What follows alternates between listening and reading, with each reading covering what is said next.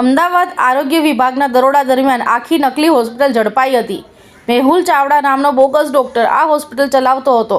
બાળકીના મોત બાદ video viral થયો હતો. ત્યારબાદ આરોગ્ય વિભાગે તપાસ ચલાવી હતી, જેમાં પીએચસી સેન્ટરના ડોક્ટર ઋતુરાજ ચાવડાએ the Gujarat medical practitioner act મુજબ ગુનો નોંધાયો હતો. જે અંગે હાલ કુલ 3 આરોપીઓમાંથી ડોક્ટર ધર્મેન્દ્ર મંગળભાઈ આહિરની ધરપકડ કરવામાં આવી છે, જે મૂળ ભાવનગરના વતની છે. હજુ 2 મુખ્ય આરોપી બોગસ ડોક્ટર મેહુલ ચાવડા તથા તબીબ ડોક્ટર મનીષા અમરેલિયાની ધરપકડ કરવા વધુ ચક્રો ગતિમાન કરવામાં આવ્યા છે. ત્યારે શું કહે છે ડીવાયએસપી મેઘા તેવર, જુઓ અને જાણીએ વિગતવાર. તારીખ 12/7ના રોજ જે કેરાલા જીઆઈડીસી ખાતે એક ગુનો દાખલ કરવામાં આવેલો મેડિકલ પ્રેક્ટિશનર એક્ટ હેઠળ.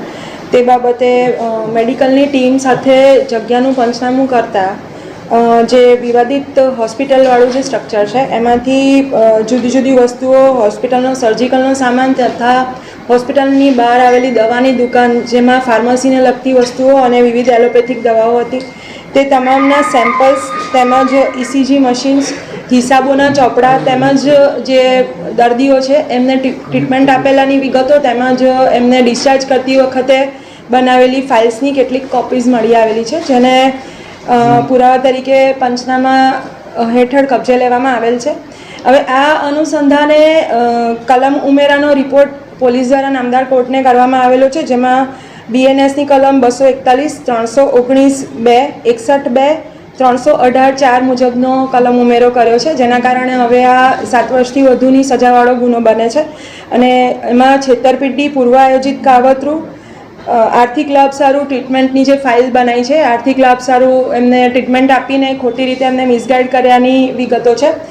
આ અનુસંધાને વધુમાં જાણવા મળેલું છે કે પંચનામા દરમિયાન જે અગાઉમાં 10 તારીખે મેડિકલની ટીમે રોજકામ કરીને જે સીલ કરેલું, એ હોસ્પિટલના સ્ટ્રક્ચરમાં પાછળના એક રૂમમાં વધારાનું બારણું હતું અને એ બારણાની પાસે એક બારી હતી. એ બારીનો કાચ તોડીને બારણું અંદરથી ખોલી અને કોઈ આ જે આરોપીઓ છે એમના કોઈક મળતિયા અંદર આવી અને એનું ડીવીઆર અને સીસીટીવી કેમેરાની કેટલીક ઇલેક્ટ્રોનિક રેકોર્ડની વિગતો લઈ ગયેલા હોવાનું પ્રાથમિક દ્રષ્ટિએ જાણવા મળેલું છે.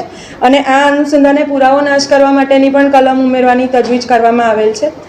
હાલમાં આ ઉપરાંત એક જે આરોપી છે એનું નામ છે ધર્મેન્દ્ર મંગળભાઈ આહિર, જે મૂળ હાલ પર્ણકુંજ સોસાયટી મેઘાણીનગર ખાતે રહે છે. એનું મૂળ વતન વડલી ગામ મહુવા ભાવનગરનો છે. આ જે વ્યક્તિ છે એ હોમિયોપેથીના ડૉક્ટર હોવાનું સર્ટિફિકેટ ધરાવે છે, તેમજ હોમિયોપેથી અનુસંધાને પ્રેક્ટિસ કરવા માટેનું પણ રજિસ્ટ્રેશન ધરાવતો હોવાનું એણે પ્રાથમિક દ્રષ્ટિએ જણાવેલ છે. પરંતુ એ ફક્ત હોમિયોપેથીની ટ્રીટમેન્ટ આપી શકે તે માટેનું સર્ટિફિકેટ છે. આ અનુસંધાને જે રીતની એલોપેથિક ટ્રીટમેન્ટ આપવામાં આવેલી કે સર્જિકલ ટ્રીટમેન્ટ્સ કે સર્જરી કરવામાં આવેલી કે ગાયનેક વિભાગ, ચામડી વિભાગ, દાંતનો વિભાગ વગેરે જુદી જુદી ટ્રીટમેન્ટ્સ આપવામાં આવતી હતી, જે અનુસંધાને એમની પાસે પ્રેક્ટિસનું કે કોઈ ડિગ્રીનું કોઈ વિગત છે કે કેમ, એ એક પ્રશ્નાર્થ છે. બીજું કે અહીંયા ઓક્સિજનની લાઇન્સ પણ ખેંચવામાં આવેલી છે અને ઓક્સિજન પ્રોવાઈડ કરવા માટે પણ રૂમ્સમાં પાઇપલાઇન્સ છે, સર્જિકલ રૂમ પણ છે, ઓપરેશન થિયેટર છે. એટલે આ બધી વસ્તુઓનું પંચનામામાં વિગતવાર જોતા આ એક ફ્રોડ હોસ્પિટલ હોવાનું પ્રાથમિક દ્રષ્ટિએ જણાઈ આવેલું છે. હાલમાં પોલીસે આજે ગઈકાલે સાંજે જે અટક કરેલ છે એ ધર્મેન્દ્ર આહિર નામના આરોપીને રિમાન્ડ માટે નામદાર કોર્ટને રિપોર્ટ કરવાની પ્રક્રિયા હાલ ચાલુમાં છે. મેડમ, ડૉક્ટર મનીષા વિરુદ્ધ જે રજિસ્ટ્રેશન હતું એ બાબતે શું આપનું કહેવું છે? તેઓ ડિગ્રી લીધેલાનું સર્ટિફિકેટ એમનું દર્શાવેલું છે, પરંતુ એમનું રજિસ્ટ્રેશન છે કે કેમ એ બાબતની ચકાસણી મેડિકલ કાઉન્સિલ ઓફ ઇન્ડિયાના પુરાવાઓના આધારે અને જિલ્લા આરોગ્ય અધિકારીશ્રીની ટીમ તરફથી આપેલી માહિતીના આધારે નક્કી કરવામાં આવશે. હાલમાં એ લોકો ચકાસણી કરી રહ્યા છે અને એમનું રજિસ્ટ્રેશન પ્રેક્ટિસ માટેનું છે કે કેમ એની વિગતો ચકાસીને અમને જાણ કરશે. તે અનુસંધાને આગળ ઉપર બીજી કાર્યવાહી કરવામાં આવશે. ધર્મેન્દ્ર કોણ છે અને શું જવાબદારી હતી?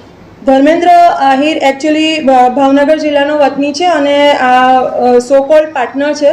આ બધા જે આરોપીઓ છે અંદર પાર્ટનર્સ છે.